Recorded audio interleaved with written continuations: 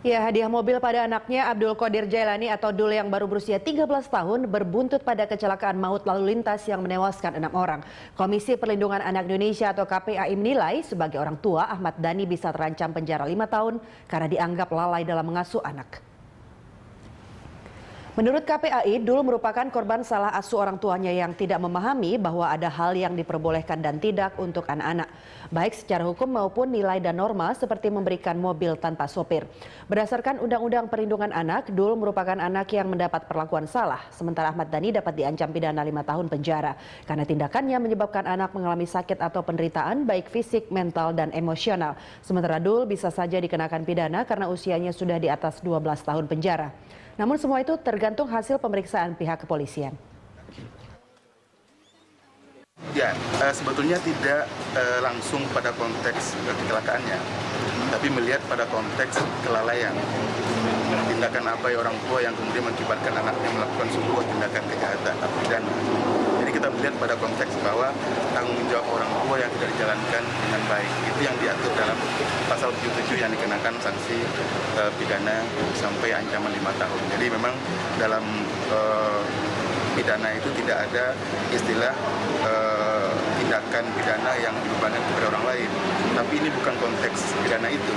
Tapi konteks pidana adalah dalam perspektif ilmu anak, orang tua itu wajib bertanggung jawab terhadap pengasuhan, bimbingan, dan pendampingan.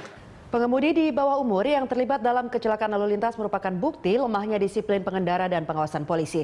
Namun orang tua juga berperan penting dalam mencegah anak agar tidak mengemudikan kendaraan sebelum memenuhi syarat. Dan berikut liputan Anggia Kusumawardaya serta kamerawan Krisdianto.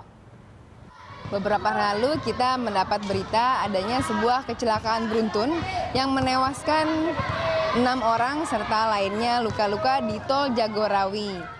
Diduga kecelakaan ini akibat sebuah kendaraan Mitsubishi Lancer yang berjalan melawan arah secara tiba-tiba akibat menabrak pembatas jalan. Dan pemirsa, pengemudi muda dari mobil Lancer ini adalah seorang anak berusia 13 tahun.